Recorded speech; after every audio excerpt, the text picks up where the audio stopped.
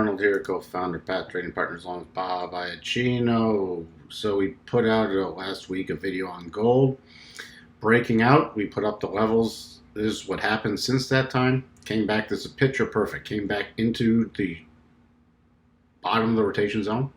And to retest the breakout level, this 164.50 area, rotating back up. So if you didn't get in on the first chance, gave you a second one on the 4-hour chart to get in. Daily chart, here's what it looked like.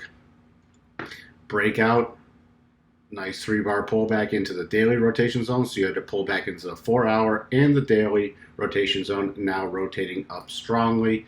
Just to recap, we are along this in one portfolios we manage. 168.56 and 172.17 are the next key levels up.